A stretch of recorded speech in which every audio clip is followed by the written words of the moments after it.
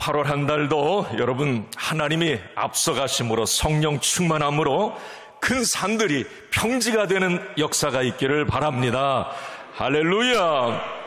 8월 이제 한 달을 시작하면서 믿음으로 선포합니다. 있을지어다 그대로 되니라. 좋았더라 복 있을지어다. 땅에 충만하라. 땅을 정복하라. 모든 것을 다스리라. 할렐루야. 아멘, 아멘, 아멘. 날씨가 많이 덥죠. 어떻게 잠은 주무십니까? 잠을 못 자가지고 눈이 부었어요 어제. 날씨가 많이 더운데 뭐 지금 휴가철이기도 하고 보니까 많이 또 어디 휴가 가셨는지. 네. 요즘에 올림픽도 이렇게 또 해서 또 작은 재미도 있어요, 그죠? 어쨌든 이제 8월 우리가 한 달을 이렇게 또 기도하고 예배하면서 교회에서 시작을 또 합니다. 이 8월 한 달도 아까 선포했듯이 하나님이 이 8월 한 달 매 순간 앞서가셔서 오늘 말씀의 제목이 큰 산은 내가 무엇이냐라는 말씀인데, 큰 산이 하나님의 능력과 은혜로 평지가 되는 그런 은혜가 있기를 간절히 소원합니다. 이제 오늘 8월 한 달을 시작하는 이 8월의 말씀, 매달 첫날 첫 시간의 말씀은 의미가 있는 한 달을 어떻게 살아야 될지, 또 그 달에 특별한 어떤 일이 있으면 그거에 관계된 말씀이에요. 8월의 이 말씀은 한번 우리가 오늘 말씀의 제목이기도 하지만 하나님의 배짱으로 믿음의 확신으로 한번 우리도 그렇게 선포했으면 좋겠어요. 한번 힘차게. 큰 산이 뭔지는 이제 여러분 각자 산들이 있을 텐데, 자, 큰 산 내가 무엇이냐 한번 우리 확신을 가지고 선포합시다. 시작. 다시 한번. 저건 아직 안 보여줘야 돼요. 자, 큰 산아 내가 무엇이냐. 시작. 그 정도 가지고 큰 산이 평지가 안 될 것 같아. 자, 다시 한번 시작.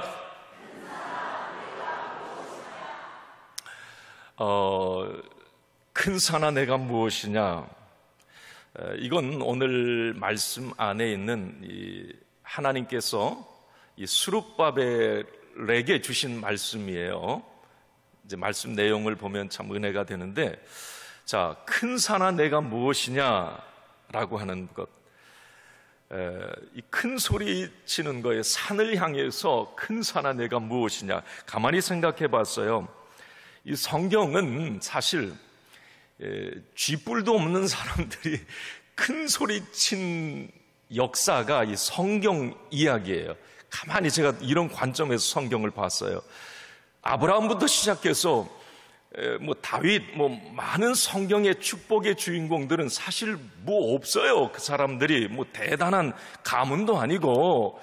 자, 그런데 하나님의 능력이 그에게 임하고 하나님이 그 인생과 함께 하실 때에 그들은 그 어떤 절망의 상황, 어려움의 상황에서도 오늘 스룹바벨처럼 큰 산아 내가 무엇이냐 막 큰 소리 뻥뻥 쳤다는 말이에요.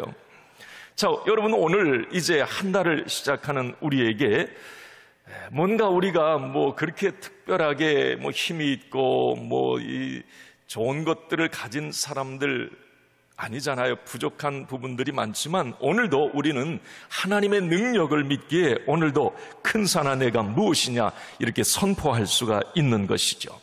여기서 여러분, 큰 산이라고 하는 이 산은 눈에 보여지는 가시적인 산을 얘기하는 게 아니에요. 오늘 이 본문의 이 산은 뭐 어디 수리산 얘기하는 것도 아니고 설악산 얘기하는 것도 아니고, 이것은 영적 의미가 담겨져 있는데 어떤 이 뭔가 고난, 시련, 내 앞을 가로막고 있는 장애물, 뭐 그런 부분들이 산이에요. 산. 눈에 보이는 산보다도 어떻게 보면 더 큰 위력을 발휘하는, 우리를 더 힘들게 하는 그런 산이 바로 오늘 이 큰 산이에요. 큰 산을 향해서 오늘 큰 산아 내가 무엇이냐. 오늘 스룹바벨도 이제 하나님의 그 백을 믿고 이 큰 산 앞에서 오늘 이 소리치고 있는 거예요. 큰 산아 내가 무엇이냐. 오늘 스가랴서 말씀을 이제 보셨는데, 오늘 이 말씀이 나온 어떤 그 배경을 우리가 잠깐 좀 살펴보면 좋을 것 같아요. 항상 이 말씀을 볼 때는 그 말씀을 왜 하나님이 주셨는지, 어떤 상황에서 주셨는지 성경적 이 상황을 꼭 이해를 해야 우리에게 더 큰 은혜가 됩니다. 오늘 여러분 어디 말씀을 보셨어요? 구약성경? 스가랴서를 보셨죠? 스가랴. 이 스가랴서가 쓰여질 당시의 그 시대적 배경은 역사적으로 이렇습니다. 이스라엘 백성들이 이제 특히 남유다, 북이스라엘은 이미 이제 멸망한 상태였고, 남유다가 이제 바벨론 포로로 끌려가게 되죠. 뭐 우리 이스라엘의 역사는 어느 정도로 많이 들으셔서 알아요. 70년 하나님이 정하신 기한이었죠. 70년 동안 바벨론에서 이제 어렵게 삽니다. 이스라엘 하나님의 백성들이.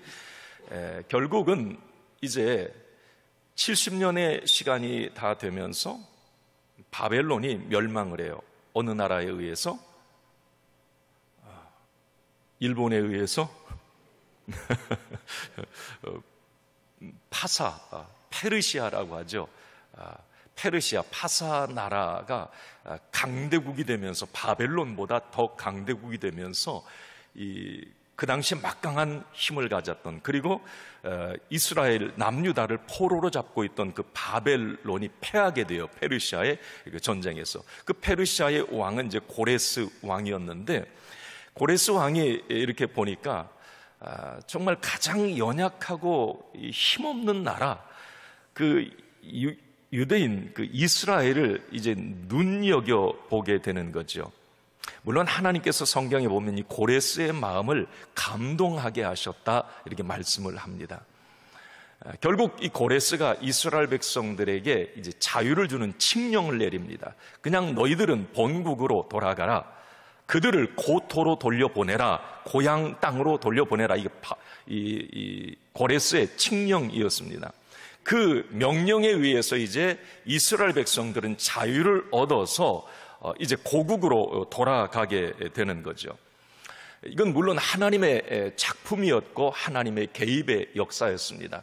물론 그 당시까지도 다니엘은 고위 관직에 있었기 때문에 뭐 다니엘의 어떤 영향력, 기도도 정치적 영향력이나 이런 부분도 있었을 수도 있어요. 물론 그렇지만 하나님의 어쨌든 철저한 개입과 작품이었습니다. 70년 만에 이스라엘 백성들은 이제 자유를 얻게 된 겁니다. 자, 그래서 자유를 얻어서 돌아가라. 너희 땅으로 돌아가라. 그냥 돌아가는 게 아니라 이스라엘 백성들이 돌아갈 때 고레스 왕은 은금과 가서 성전을 건축할 수 있는 재료들과 수많은 혜택과 은혜를 베풀어요. 그런 왕이 어디 있습니까?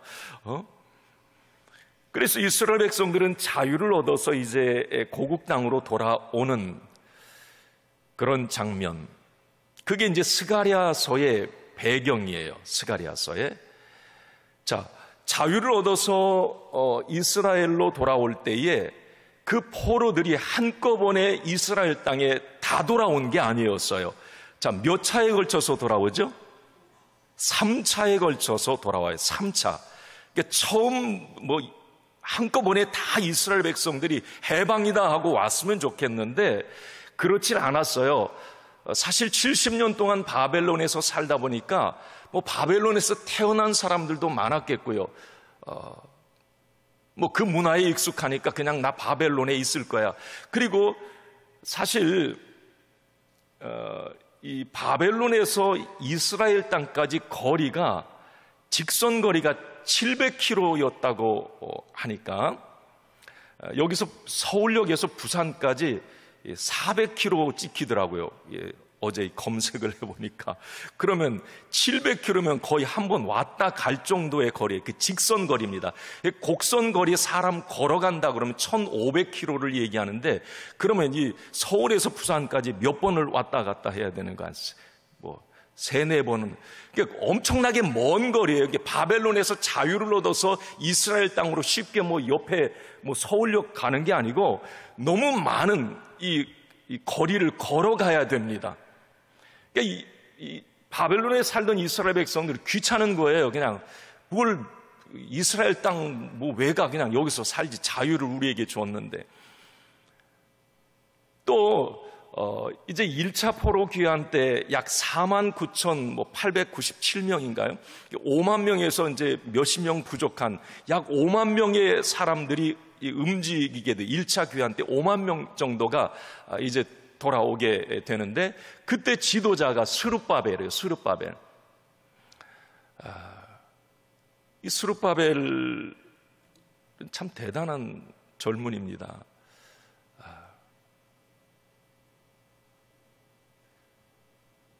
바벨론에서 태어났거든요. 바벨론이 더 좋은 사람이에요. 부모가 바벨론 포로로 끌려가서 바벨론에서 태어난 사람이에요.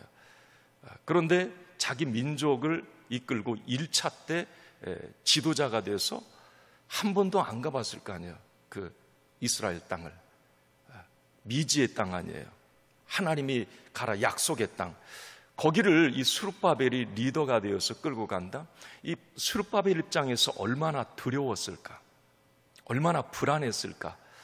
여러분 뭐 요즘에 휴가철이신데 뭐 4명 5명 한 식구 휴가 갔다 와도 그냥 뭐 가다가 그냥 애들하고 그냥 한방 싸우고 그냥 뭘 먹냐 뭐 하냐 막 뭐 이 힘들잖아요. 5만 명의 사람을 끌고 스룹바벨이 한번 그 1500km 되는 그 거리를 걸어서 가면 어떤 문제들이, 가다가 어떤 일들이, 어떤 도적대를 만나고 은금 이거 가져가는 거 다 할 텐데 중간에 가다가 어떻게 몇 번 전쟁을 해야 될지, 이 스룹바벨 입장에서는 뭐 이스라엘 땅 부모님에게 말로는 많이 들었는데 거기서 뭐 태어난 것도 아니고 가본 것도 아니고 바벨론 문화에 익숙한 내가 왜 가라고도 할 수 있는데 이 스룹바벨은 그 5만 명을 이끌고 리더가 되어서 가요. 스룹바벨의 입장에서 생각하면 얼마나 불안하고 두려웠을까. 미지의 땅. 자, 그때에 하나님께서 이 스룹바벨에게 주신 말씀이 오늘 이 말씀인 거예요. 큰 산아 내가 무엇이냐. 한번 여러분 오늘 이 7절을 한번 좀 같이 봅시다. 7절 같이 한번 읽어봐요. 시작. 큰 산아 내가 무엇이냐. 내가 스룹바벨 앞에서 평지가 되리라. 할렐루야. 스룹바벨이 참 두렵고 힘들고 막 그런 상황이었을 거예요. 하나님이 스룹바벨에게 놀라운 말씀을 선포해 주셨습니다. 큰 산아, 이제 1500km 가다 보면 그 당시 얼마나 많은 산들이, 얼마나 넘어야 될 장애물들이, 뭐 적들과 이런 부분들이 있을 거예요. 자, 하나님이 스룹바벨에게 말씀합니다. 스룹바벨 네 앞에서 그 큰 산들, 장애물들, 그 어려움들은 평지가 되리라. 할렐루야. 하나님이 이 말씀을 한번 상상해 보세요. 그 두려움에 휩싸여 있던 스룹바벨에게 하나님의 말씀이, 자, 시작 단계에 있어요. 스룹바벨이 지금 출발을 해야 돼요. 우리 한 달 출발해야 됩니다. 그런 상황에 하나님이 이 말씀을 주신 거예요. 스룹바벨 내 앞에서 큰 산들은 평지가 될 거다. 이 말씀을 듣는 순간에 스룹바벨에게 두려움은 싹 사라져버리고 걱정도 싹, 불안도 싹, 꿈과 비전은 확실해지고.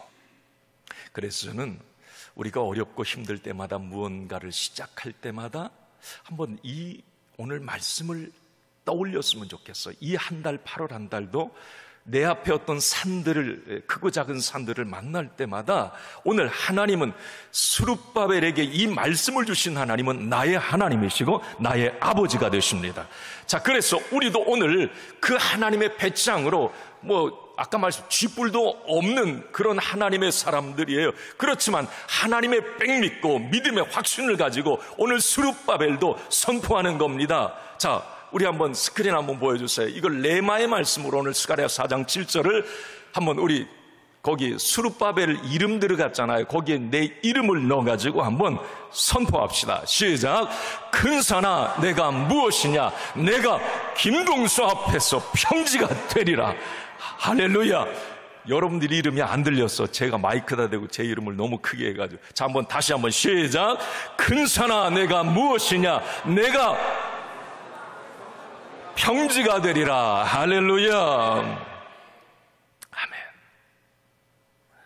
중요한 것은 여러분 여기서 우리가 잊지 말아야 될 것은 큰 산을 평지로 만드는 것은 스룹바벨이 아닙니다.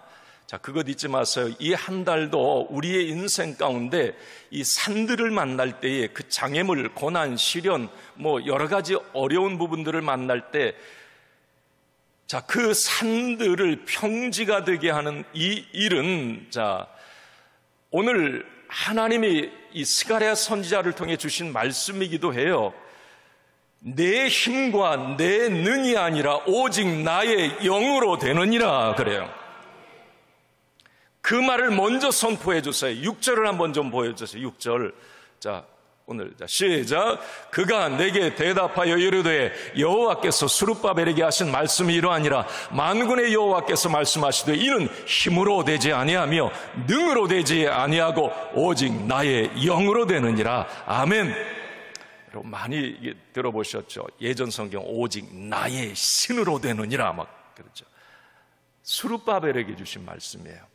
지금 이스라엘 땅을 향해 한 번도 안 가본 그 땅, 물론 5만 명 가운데는 70이 넘어가지고 어린애 때 끌려와서 아니면 한 90대였으면 한 20대, 10대 때 끌려왔으면 그 땅을 기억한 사람들도 물론 있겠고요. 스룹바벨은 몰라요. 그냥 말로만 들었어요. 그렇지만 자, 그런 상황에 하나님께서 오늘 말씀, 네 힘이 아니고 산이 평지가 되는 건 네 힘이 아니고 네 능력도 아니고 오직 나의 힘, 나의 능력으로 되느니라. 오늘 한 달을 시작하며 이 말씀을 잘 마음에 좀 새겨보시고요. 큰 산, 문제, 장애물, 불안, 염려, 오늘 평지가 되는 비밀, 영적 병법이기도 합니다. 오늘 이 말씀에서 자, 우리가 이제 큰 산이 평지가 된다. 우리가 답은 이미 알고 있는데 우리 1절, 원래 1절부터 좀 봐야 되는데 오늘 이 스가랴서는 스가랴도 마찬가지로 여러분 스가랴도 부모님이 포로로 끌려와가지고 이 스룹바벨처럼 바벨론에서 태어난 사람이에요. 이 스가랴 선지자도. 그래서 스룹바벨이 이제 이스라엘 땅을 향해 5만 명을 끌고 1차 귀환을 한다고 그랬을 때 가서 이제 스룹바벨은 성전을 최고 먼저 1차 포로 귀환자들은 성전을 건축해요. 그 성전을 건축할 때에 이제 이 스가랴는 하나님이 자기에게 주신 말씀을 통해서 이 스룹바벨을 격려하고 응원합니다. 하나님이 너와 함께 하셔. 그 1차 포로 귀환자들에게 그들에게 어떤 뭔가 하나님의 메시지를 전달했던 바벨론 포로 2세가 이 스가랴 선지자예요. 자, 그 스가랴서 보면 우리 1절에서 3절에 보면 이 스가랴가 환상을 하나를 보는데 이게 이제 스룹바벨에게 주어질 환상이에요. 한번 이 1절에 3절 같이 한번 읽어봅시다. 시작. 내게 말하던 천사가 다시 와서 나를 깨우니 마치 자는 사람이 잠에서 깨어난 것 같더라. 그가 내게 묻되 내가 무엇을 보느냐? 내가 대답하되 내가 보니 순금 등잔대가 있는데 그 위는 기름 그릇이 있고 또 그 기름 그릇 위에 7 등잔이 있으며 그 기름 그릇 위에 있는 등잔을 위에 7 관이 있고 그 등잔대 곁에 2 감람나무가 있는데 하나는 그 기름 그릇 오른쪽에 있고 하나는 그 왼쪽에 있다. 이게 도대체 무슨 환상? 이 스가랴는 전체 몇 장으로 되어 있어요? 14장으로 되어 있죠. 14장의 스가랴는 여덟 개의 환상을 봐요, 이 스가랴가. 오늘 이 4장에 나오는 건 5번째 환상이에요. 그 환상을 통해서 하나님이 막 계시를 해주시는 거예요, 스가랴에게. 스룹바벨은 앞으로 이런 일이 있을 거고, 하나님이 스룹바벨에게 이렇게 함께 하실 거고, 그런데 직접 의미가 아니라 어떤 환상을 통해서 보여주세요. 근데 오늘 4장 1절에 3절에 보면 이런 거예요. 스룹바벨, 그 스가랴에게 주어진 환상이, 이 등잔대가 있는데 거기에 등잔이 기름 그릇이 이렇게 있고, 그 기름 그릇 위에 등잔이 있고, 그 등잔은 이 관으로 연결되어 있고, 7개의 이제 등이 있는 거예요. 그리고 왼쪽과 오른쪽에 감람나무 2개가 딱 서 있다, 이거예요, 오늘. 그럼 그림을 한번 좀 보여주세요. 요 환상이에요. 그러니까 왼쪽 오른쪽에 2 감람나무가 있고 등잔대가 있고, 그 등잔대 이제 관으로 이렇게 연결이 되어 있어요. 7개잖아요. 거기에 이제 이 기름 그릇이 있고, 그 위에 이제 등잔, 불이 이렇게 올라오는 거예요. 요 환상을 봐요. 이게 이제 이 스가랴가 나중에 물어봐요. 이 환상의 의미가 뭐예요? 그래서 이제 하나님께서 이 스가랴에게 설명해 줘요. 다른 것보다도 이 스가랴가 궁금한 건 2 감람나무가 뭐냐고 물어봐요. 이 2 감람나무가. 그때 하나님께서 말씀하시기를, 2 감람나무는, 하나는 왼쪽에 있는 건 그 당시에 스룹바벨과 함께 이스라엘로 향했던 대제사장 여호수아를 얘기한다. 가나안 정복한 여호수아니 예수아라고 하는 여호수아. 또 이 오른쪽에 있는 것은 하나는 스룹바벨을 의미한다. 사람, 2 사람을 의미하는 거예요. 여러분, 그 오늘 4장 14절을 한번 좀 보여주세요. 시작. 이르되 이는 기름 부음 받은 자 둘이니 온 세상의 주 앞에 서 있는 자 아니라 하더라. 여호수아와 이제 스룹바벨 2 사람이 기름 부음을 받았어요. 자, 여기서 이제 중요한 포커스, 그 다음에 이제 아까 6절, 7절 말씀이 나온 거예요. 이 환상을 보여주고 해석을 한 거죠. 자, 여기서 중요한 건 이 2 감람나무예요. 스가랴도 그 부분이 궁금해서 하나님께 물어요. 2 감람나무. 왜 감람나무로 이 여호수아와 예수아와 이 스룹바벨을 2 감람나무로 비유했습니까? 왜 2 감람나무가 등잔대 옆에 이렇게 연결이 되어 있습니까?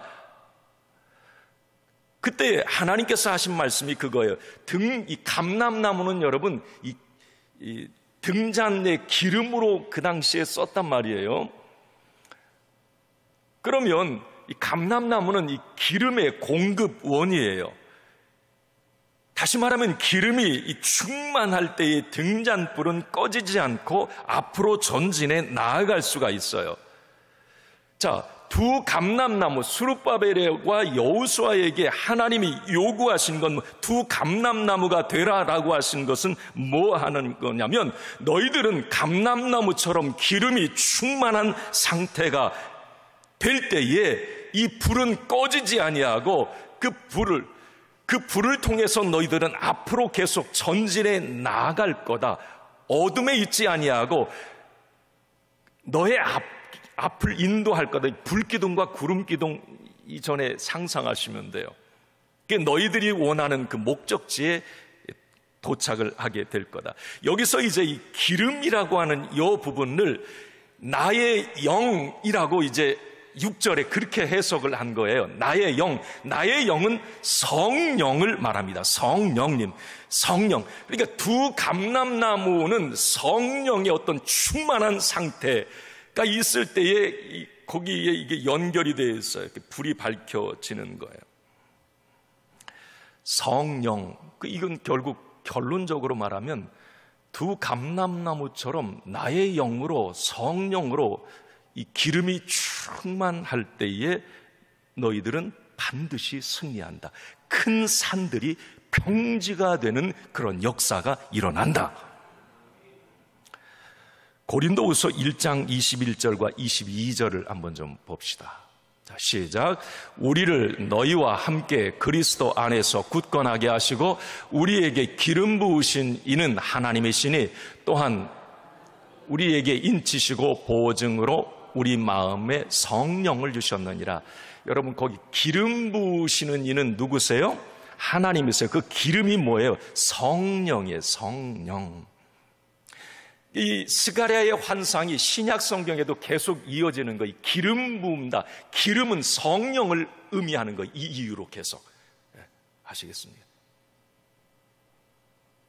예수님도 이 기름 부음을 받았다. 사도행전 10장 몇 절이 한번 좀 보여주세요. 자, 시작. 하나님이 나사렛 예수에게 성령과 능력을 기름 붓듯 하심에 그가 두루 다니시며 선한 일을 행하시고 마귀에게 눌린 모든 사람을 고치시니 이는 하나님이 함께 하셨습니다. 성령을 기름 붓듯 한다. 감람유를 얘기하는 거예요. 두 감람. 스룹바벨아, 내가 성령 충만하고 나의 영으로 충만할 때에 내 앞에 모든 장애물 큰 산들은 평지가 될 것이다 라고 하는 거죠. 이건 너의 힘이 아니고 너의 능력이 아니고 나의 영, 성령이 충만함으로, 성령이 앞서가심으로 그런 역사들이 일어날 것이라는 말입니다.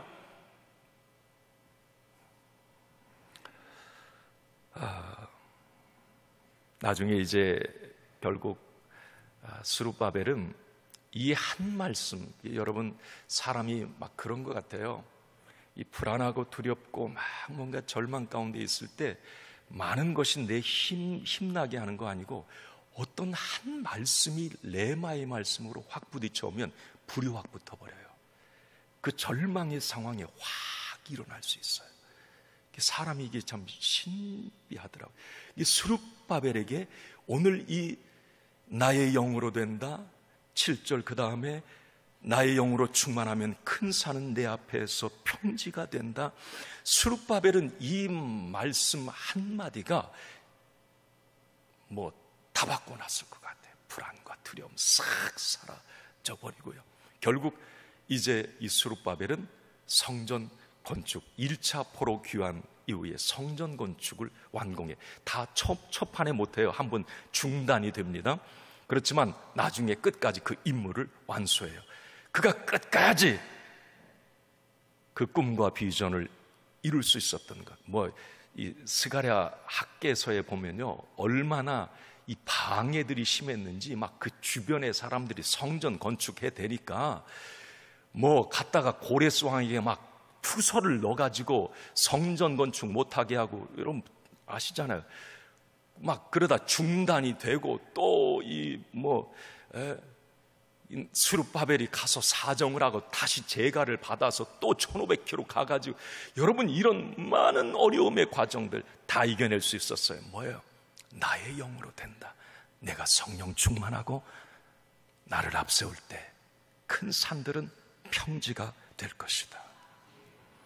오늘 말씀을 이렇게 정리합니다. 오늘 여러분들 앞에 어떤 산이 가로막혀 있는지 모르겠어요. 사람일 수도 있고 고난일 수도 있고 질병일 수도 있고 어떤 실패, 미래에 대한 불안과 두려움일 수 있습니다. 지금 필요한 것은 나의 힘, 나의 능이 아니라 우리는 오직 하나님의 영, 성령 충만이라고 하는 것을 잊지 마시고, 여러분, 산은 하나님이 깎으십니다. 그리고 중요한 건 나는 성령 충만하고 기름이 충만한 감람나무 상태가 되는 거예요. 그럴 때 하나님이 일하시고 모든 산들이 평지가 되는 은혜를 이 한 달도 우리의 인생 가운데 경험하게 될 줄로 믿습니다.